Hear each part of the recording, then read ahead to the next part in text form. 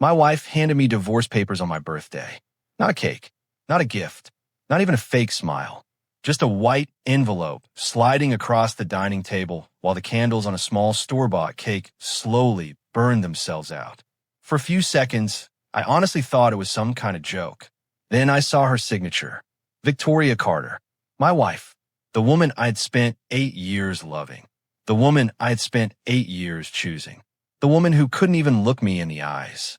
The room felt strangely quiet. Not peaceful. Empty. The kind of quiet that comes after something breaks. My fingers rested on the envelope. I didn't open it. Not yet. Across from me, Victoria stared at the dark window beside the table. Her phone lit up. A message appeared. She checked it immediately, then put the phone face down. No apology. No explanation. Nothing. Finally, I managed a smile that didn't feel real.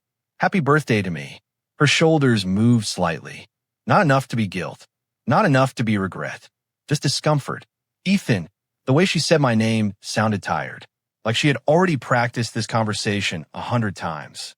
We need to stop pretending. I looked around the dining room. The apartment was beautiful. Modern furniture. Expensive decorations. A view of the city skyline. Everything she ever wanted. Everything we once dreamed about together. Everything I helped build. How long have you been planning this? Victoria folded her hands together. A while. A while. 2 simple words. Yet they somehow hurt more than the divorce papers. Because while I had been fighting for US, she had been planning her exit. I laughed quietly. The sound felt strange coming from my own mouth. Was there ever a point where you planned on telling me? Her jaw tightened. I didn't want to hurt you. The answer almost made me smile. Didn't want to hurt me. Meanwhile, divorce papers sat between us like a loaded gun. My eyes dropped to the untouched dinner. Steak, potatoes, a bottle of wine. Cold. Every bit of it cold. Just like the woman sitting across from me. A memory suddenly hit me. 3 years ago, a tiny apartment, broken air conditioner, cheap noodles. Victoria sitting on the kitchen counter laughing because we couldn't afford real furniture. Back then she used to hold my hand while talking about the future. Back then she used to look at me like I mattered. Now she looked at the table, at the wall, at anything except me. What changed? The question stayed between us. Heavy. Victoria took a breath. We grew apart. The answer came too quickly, like a line from a script. We grew apart. I leaned back. When exactly? No response. When I worked weekends? Nothing. When I took extra jobs? Still nothing. When I stayed up helping you prepare investor presentations? Her fingers tightened. Please don't do this. Do what? Make this harder. A bitter smile appeared. Harder. As if she was the one suffering. As if I hadn't spent years putting her first. The phone lit up again. Another message. Again she looked. Again she answered. Something inside me cracked. Not loudly. Not dramatically. Just enough. Enough to realize where I stood. Not first. Not second. Maybe not even third. I stood up. I should get ready. Confusion crossed her face. For what? I grabbed my jacket from the chair. The company gala. Victoria blinked.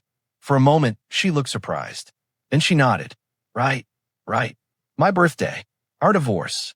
And somehow we still had a company event to attend. Because business always came first. Especially for Victoria.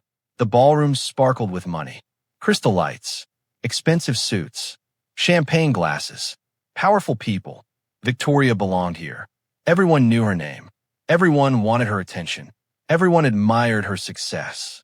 As I stood near the back of the room, I watched people surround her. She smiled. She laughed. She looked alive. More alive than she ever looked at home. Then Logan Pierce appeared. Tall. Confident. Perfect suit. Perfect smile. Victoria's business partner.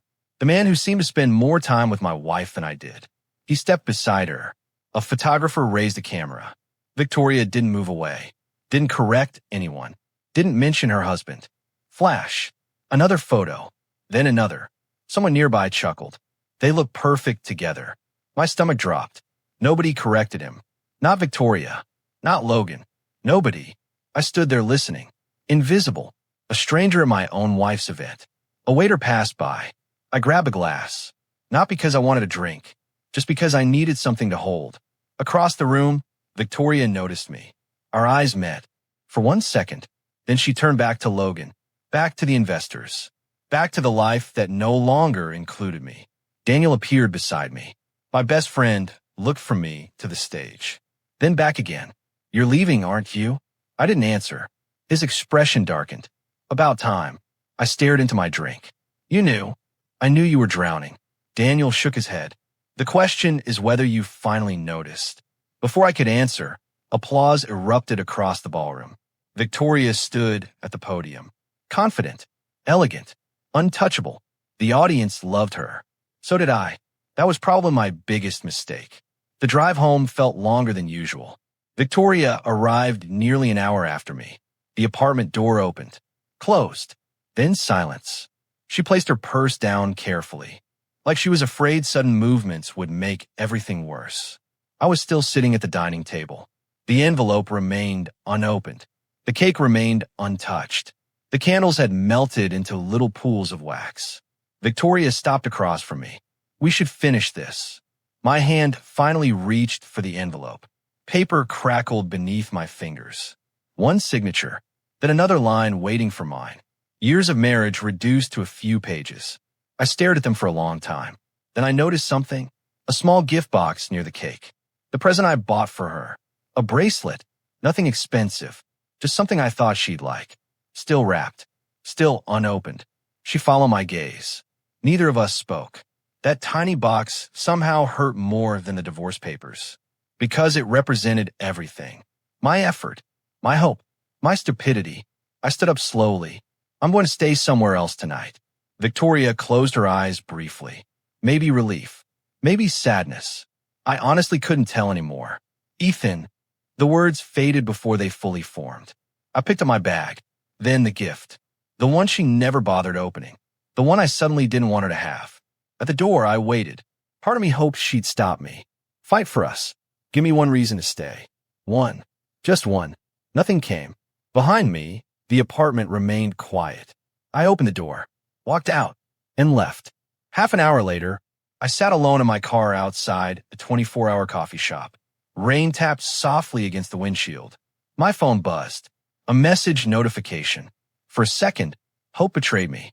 Maybe Victoria. Maybe she finally realized. The screen lit up. My heart stopped. The message wasn't for Victoria. It was from Logan. The preview showed only one line. Congratulations. Confused, I opened it. The rest appeared immediately.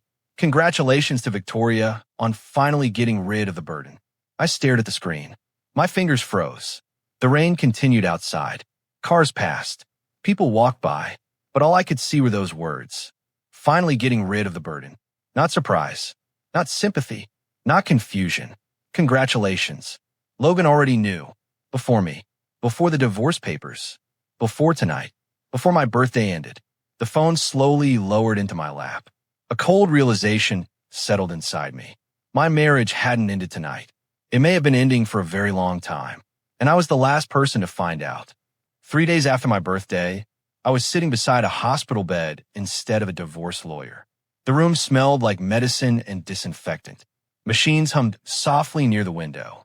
Rain tapped against the glass. Grace was asleep. At least she looked asleep. Years of treatments had taught her how to pretend. The moment I stood to leave, one eye opened. Caught you. A weak smile appeared on her face. You should be resting, and you should stop looking like someone stole your dog. I shook my head, still making jokes. Someone has to. Her smile faded slightly. You haven't slept. I glanced toward the window. The dark circles under my eyes probably answered for me. Grace studied me for a moment. Then her attention dropped to my left hand. The wedding ring was gone. She noticed immediately. Neither of us spoke. The monitor beside her continued its steady rhythm. Beep, beep, beep. Ethan, I already knew what was coming. Don't. The word came out softer than intended. Her eyes narrowed. You moved out. Not a question. A fact. A painful one. I grabbed a plastic chair and sat down again. How much did Daniel tell you? Enough. Grace looked toward the ceiling. Not everything. Good, because I didn't want her carrying that weight. She already had enough. The hospital gown hung loosely on her shoulders. The treatments had taken so much from her. Energy, strength, normal life. Yet somehow she still worried about me.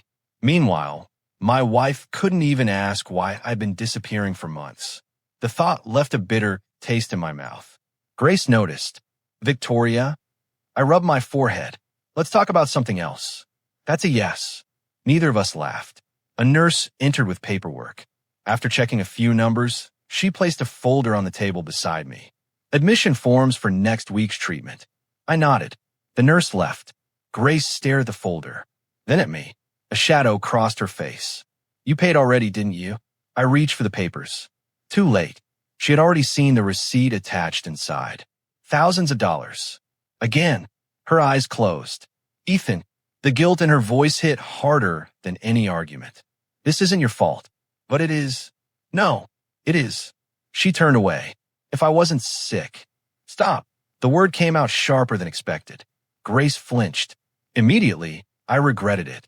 A long breath escaped me. You don't get to blame yourself for surviving. The room became quiet again. Not uncomfortable, just heavy, like both of us were carrying things we couldn't put down. That night, I rented a small apartment 5 minutes from the hospital. 1 bedroom, cheap furniture, bare walls. It reminded me of the apartment Victoria and I shared when we were newly married. Back when dreams mattered more than money. Back when she would wait up for me. Back when she wanted to know how my day went. I unlocked a drawer beside the bed. Inside sat dozens of envelopes. Medical bills, treatment plans, insurance documents. Every sacrifice of the last 4 years. My hand moved through the stack. One envelope after another. The numbers blurred together. I remembered the promotion I turned down. The investment account I emptied. The second job I secretly took. The vacations Victoria wanted but never got. The expensive dinners we skipped. The future plans I delayed. All because Grace needed help. And because I was the only family she had left. A sudden knock interrupted my thoughts. Daniel walked in carrying takeout containers. You still haven't unpacked. I've been busy. His eyes moved toward the drawer, toward the bills, toward the life I had hidden. Then he sat across from me. You know what bothers me most? I already knew, but I let him continue. Victoria never even asked. My jaw tightened. Daniel leaned forward. Years, Ethan. His voice stayed calm. Years of disappearing to hospitals. Years of extra work. Years of stress. He pointed toward the drawer. Not once did she ask why. I stared at the floor. She was busy. Daniel laughed. A humorless sound. You're still protecting her. Maybe I was. Maybe because admitting the truth would hurt more. The truth wasn't that Victoria betrayed me. The truth was that she never cared enough to notice. The next afternoon, my phone buzzed while I sat beside Grace's bed. A social media notification. Normally, I ignored those. This time I opened it. A photo appeared. Victoria stood beside Logan, both smiling, both attending another company event. The comments rolled underneath. Power couple. Perfect team. Made for each other. I stared at the screen. Grace saw it too. Neither of us spoke. After a moment, she reached over and gently lowered my phone. You don't deserve that. A small laugh escaped me. Apparently I do. No. Her voice became firmer. You don't. I looked away, because hearing that from her hurt more than hearing criticism from anyone else. 3 days later, everything changed. I walked into Grace's hospital room carrying coffee. The moment I stepped inside, I knew something was wrong. Her eyes were red. The blanket was twisted around her hands. A folded document sat in her lap. Divorce papers. My divorce papers. The coffee nearly slipped from my hand. Grace. She looked up. You signed them. Damn it. I had left them inside my bag. I should have known she would find them. Ethan. Tears filled her eyes. This happened because of me. No, it did. She held up a medical invoice. One of hundreds. I found everything. The words punched the air from my lungs. My drawer. The bills. The records. She had seen all of it. Every hidden payment. Every sacrifice. Every lie. You sold your investments. I stayed quiet. You worked nights. Still nothing. You paid for my treatments and helped Victoria build her company at the same time. Her voice cracked. And now your marriage is over because of it. I pulled a chair closer. Listen to me. No. Grace wiped her eyes. You listen. The anger surprised me. Not anger at me. Anger at the situation. at the unfairness of it. She left because she thought you weren't ambitious. Each word landed like a hammer. Meanwhile, you were carrying everyone. I opened my mouth. Nothing came out. Because she wasn't wrong. The room blurred slightly. Not from tears. From exhaustion. Years of carrying secrets had finally caught up with me. Grace reached for my hand. You should tell her. I stared at our joined hands. Why? So she knows. A sad smile crossed my face. If she wanted to know, she would have asked. Grace didn't answer. Because she knew I was right. The realization hurt both of us. That evening, Daniel found me sitting outside the hospital. The sun had already disappeared. Streetlights reflected off wet pavement. You look different. I shrugged. Grace knows. His eyebrows lifted. Everything. Daniel sat beside me. For several moments, neither of us spoke. Then he nodded slowly. Good. You've been carrying this alone too long. A cold wind passed between us. I watched cars move through the city. People going home. People moving forward. Meanwhile, I'd spent years standing still, holding together a life that nobody else was trying to save. Daniel leaned back. Question. I already knew where this was heading. When are you going to stop protecting Victoria? The answer didn't come immediately, because for years I always had one. An excuse. A reason. A defense. Tonight, there was nothing left. Finally, I spoke. I'm done. Daniel turned toward me. Not surprised. Just relieved. The words felt strange. Heavy. Final. Real. If Victoria wanted freedom, she could have it. No more explanations. No more sacrifices. No more waiting for her to notice my worth. Back in my apartment, I opened my contacts. Victoria's name sat near the top. One tap away. 1,000 memories behind it. My thumb hovered over the screen. I remembered our first date. Our wedding. The promises. The late-night dreams. The years I spent loving her. Then I remembered the cold dinner. The divorce papers. The unopened gift. The photo with Logan. The congratulations message. Getting rid of the burden. A notification appeared. Another message from a lawyer. The finalized documents were ready. I opened them. Read the first page. Then the second. My hand reached for the pen. No hesitation. No second guessing. The signature appeared across the paper. Clean. Steady. Done. Next, I returned to my phone. Victoria Carter. My thumb pressed the screen. Delete contact. A confirmation box appeared. I stared at it briefly, then selected yes. Her name vanished. The screen went blank. And for the first time since my birthday, I stopped waiting for her to choose me. 6 months after signing the divorce papers, I stood in a conference room overlooking downtown Chicago. A client across the table slid a contract toward me. A big one. The kind of deal I used to dream about. The kind I once sacrificed without hesitation. My pen touched the paper. A signature later, the deal was done. The room broke into smiles. Handshakes followed. Congratulations. Compliments. Respect. Things I hadn't heard much during the final years of my marriage.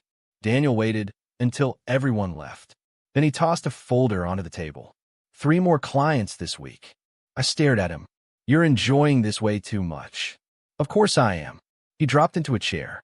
I spent years telling you that you're smarter than half the people running companies. A grin appeared. You finally listened. The laugh that escaped me felt natural. Not forced. Not hollow. Natural. That realization surprised me. Life wasn't perfect. Grace still had treatments. The divorce wasn't officially finalized yet. Some nights still hurt. But something had changed. Every morning, I woke up focused on my own future instead of fixing someone else's. The consulting company had started small.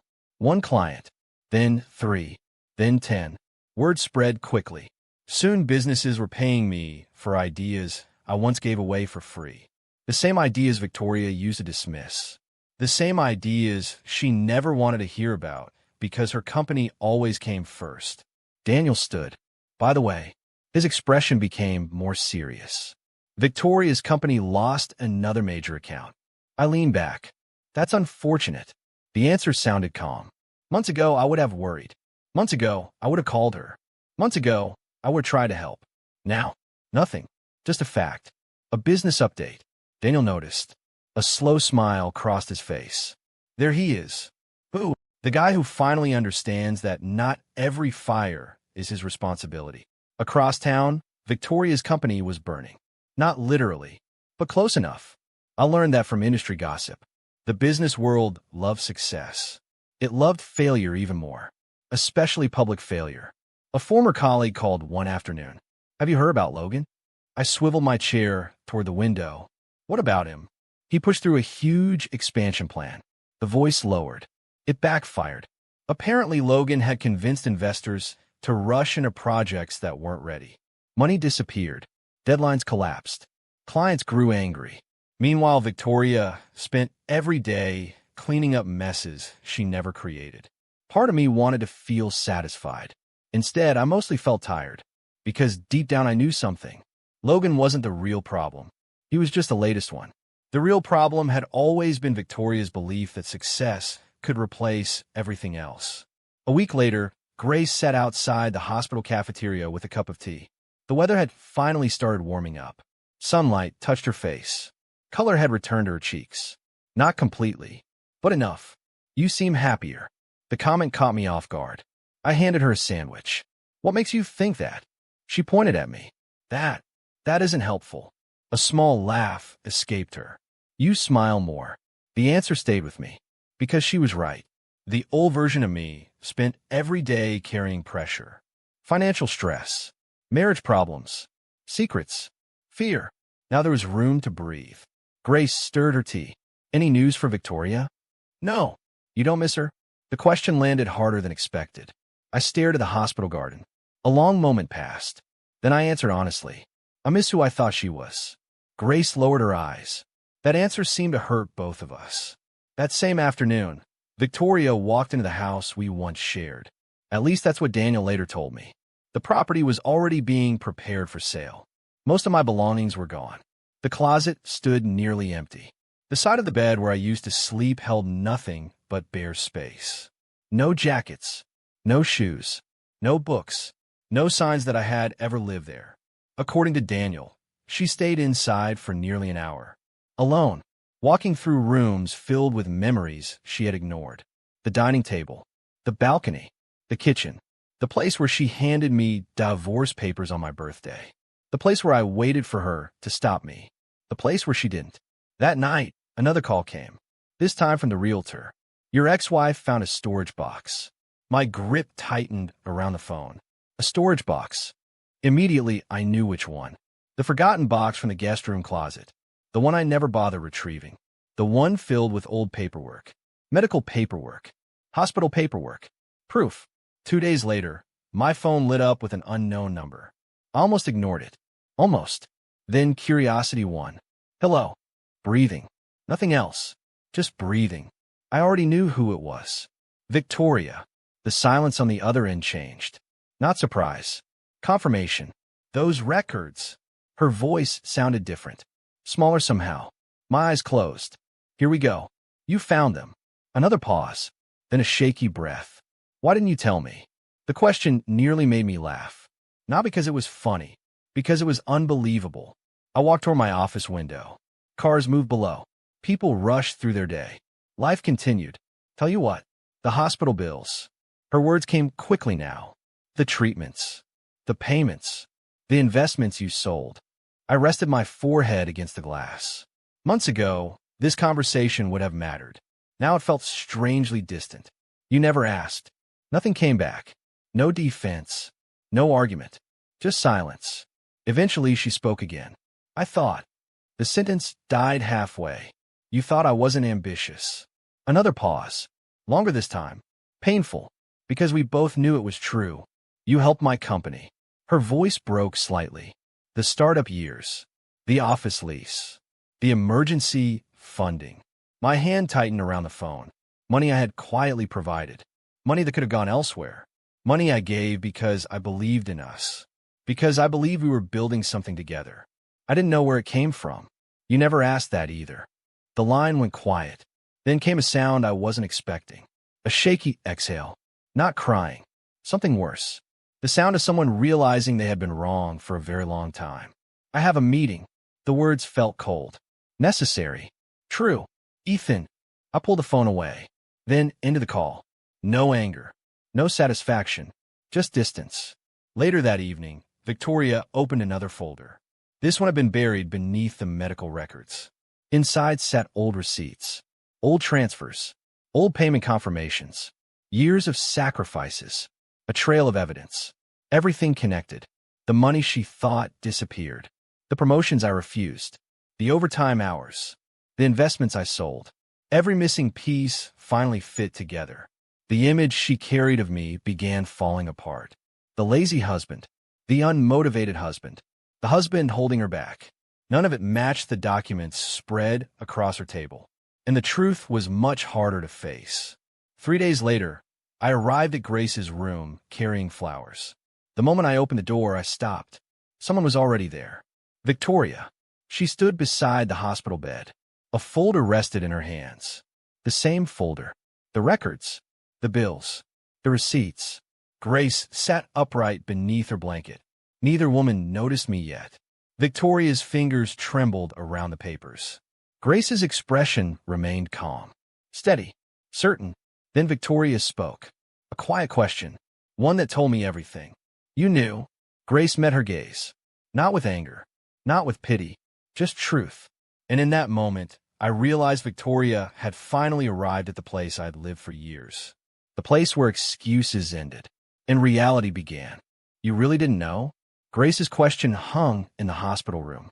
I remained near the doorway. Neither woman had noticed me yet. Victoria stood frozen beside the bed. The folder trembled slightly in her hands.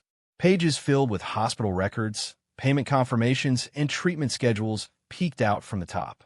Proof. Years of proof. Years she never looked for. Years I never forced her to see. Grace lowered her eyes. Ethan sold things he loved. Victoria didn't move. He worked extra jobs. Still nothing. He skipped opportunities because he needed to be here. The room felt smaller with every sentence.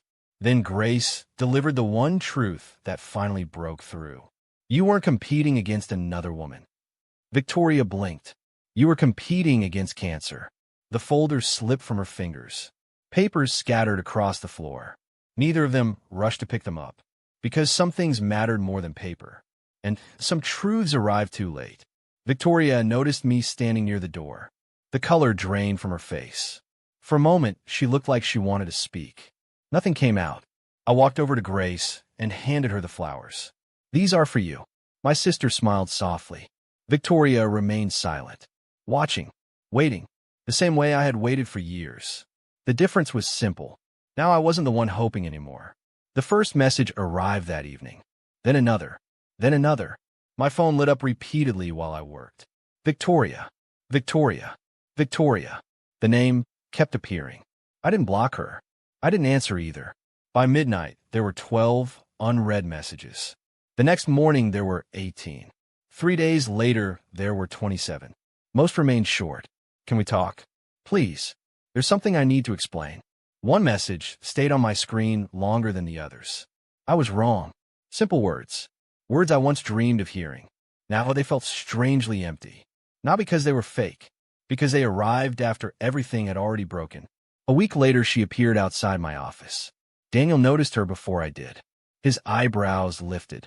Your ex-wife is downstairs. I continued reading a contract. That's unfortunate. A grin appeared on his face. Months ago, he would have needed to drag me away from work. Now I barely reacted. He enjoyed that far too much. She's been sitting there for 40 minutes. My pen stopped. Not because I wanted to see her. Because 40 minutes was a long time. Finally, I stood. The elevator ride felt longer than it should have. Victoria waited near the entrance. No expensive business suit. No perfect makeup. No carefully crafted image. Just Victoria. The real one. The tired one. Dark circles rested beneath her eyes. A paper coffee cup sat untouched in her hands. You look good. The words slipped out quietly. Not flirtatious. Not emotional. Just true. A sad smile appeared. You look different. I am different. That answer seemed to hurt. Her fingers tightened around the cup. Ethan. She stopped. Started again. I found the records. I know. I didn't understand. The city moved around us. Cars. People. Noise. Meanwhile, we stood in the middle of everything. carrying years of unfinished conversations. You never asked. The familiar response returned. This time she didn't argue, because there was no argument left. Her eyes lowered briefly. Then she reached into her purse. A small object appeared. My wedding ring, the one I left behind when I moved out. She placed it carefully on a nearby table. Neither of us touched it. Neither of us mentioned it. Yet somehow it became the loudest thing between us. I should have noticed. The confession sounded genuine, painfully genuine. I nodded once, then turned toward the building. Behind me, her voice followed. I miss you. My steps slowed, just slightly, then continued forward, because missing someone wasn't the same as valuing them. And I had finally learned the difference. 2 weeks later, the business world exploded. The scandal started with a leaked financial report. Then another. Then another. Logan's name appeared everywhere. Unauthorized spending, manipulated accounts, questionable contracts. Investigations followed. Investors panicked. Employees started leaving. News spread quickly. By Friday morning, everyone knew. Logan had been lying for months, maybe longer. I wasn't surprised. Daniel wasn't surprised. Victoria was devastated. The next time we met happened by accident. At least I thought it was. I entered a coffee shop near the hospital. Victoria sat alone near the window. A laptop remained open in front of her. Documents covered the table. Her expression looked exhausted. When she noticed me, she stood immediately. I wasn't following you. A tired laugh escaped me. I didn't think you were. Relief crossed her face. Small, brief, real. The empty chair across from her remained untouched. After a moment, I sat down. Not because I owed her anything, because I wanted answers. The folder on the table caught my attention. Logan's name appeared repeatedly. Victoria followed my gaze. He knew. The statement sounded strange, almost confused. He knew what? Her jaw tightened. About the divorce. A cold feeling settled inside me. The same feeling I had experienced after reading that message on my birthday. Victoria opened another document. Email records. Messages. Meeting notes. Evidence. More evidence. Each page told the same story. Logan encouraging distance. Logan criticizing me.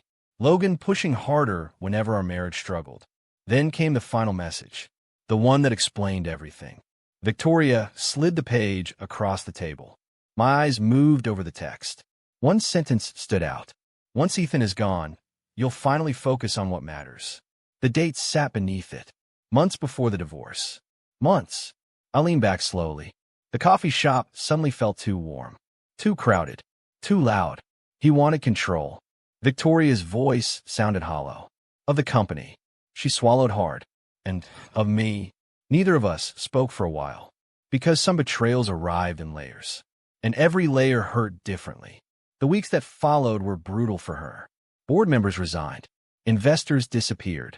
Margaret stopped returning calls. People who once praised Victoria suddenly vanished. The successful woman who always seemed surrounded by others found herself increasingly alone. The irony wasn't lost on me. I knew that loneliness. I had lived inside it. One evening I arrived at Grace's apartment carrying groceries. She had finally left the hospital. A milestone worth celebrating. The moment I stepped inside, she smiled knowingly. She was here. I froze. What? Grace pointed toward the kitchen. My eyes followed. There, neatly stacked on the counter, sat meals. Homemade meals. Victoria's cooking. The same recipes she used to make years ago. Before success. Before distance. Before everything fell apart. She comes by sometimes. Grace shrugged. Never stays long. A strange feeling settled inside me. Not anger. Not hope. Something harder to define. Regret, maybe. For both of us. The night before the final court hearing, rain hammered against my apartment windows. A packed suitcase rested near the couch. Tomorrow would be the end. Officially. Legally. Completely. A knock interrupted my thoughts. One knock. Then another. I already knew who it was. The door opened. Victoria stood there, soaked from the storm. A thick folder rested against her chest. Water dripped from her coat. Her eyes looked red from exhaustion. Or crying. Maybe both. Without speaking, she stepped inside, then placed the folder on the table. Evidence. Hundreds of pages. Enough to destroy Logan completely. Enough to expose every lie. Enough to finish everything. But that wasn't what held my attention. It was the expression on her face. The way her hands trembled. The way she struggled to meet my eyes. As though the documents weren't the real reason she came. A long breath escaped her. Then finally, quietly, painfully, "I need to tell you something I should have admitted years ago."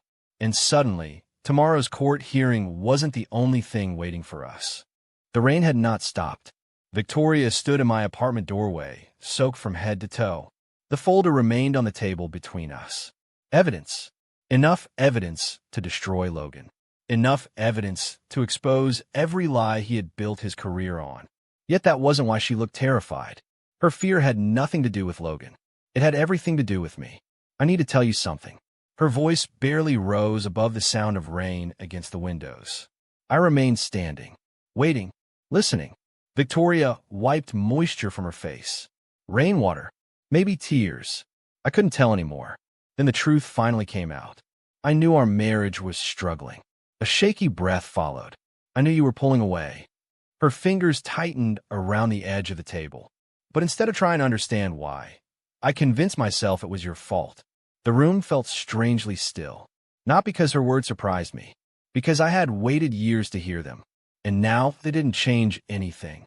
Victoria lowered her head. "I stopped seeing you." The confession landed softly.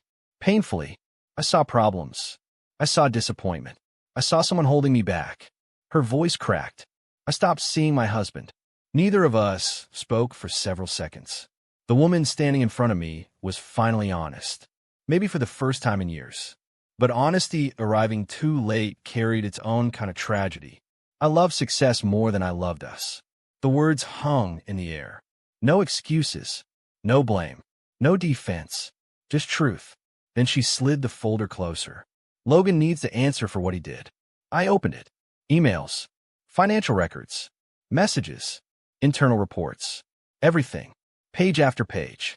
Proof of manipulation. Fraud. Deception. And hidden among those documents sat something else. The message. The one for my birthday. The congratulations message. Getting rid of the burden. This time there was context around it. Dozens of conversations. Months of influence. Months of poison. Months of Logan encouraging distance between Victoria and me. A cold realization settled inside me. Logan hadn't ruined my marriage. He had simply taken advantage of cracks that already existed. Victoria seemed to understand that too, because she never once tried blaming him for everything. The responsibility remained where it belonged. On both of us. Just not equally. The next morning felt less like a court hearing and more like a funeral. Not for a person. For a life. For a future. For all the plans that never happened. The courthouse lobby buzzed with activity.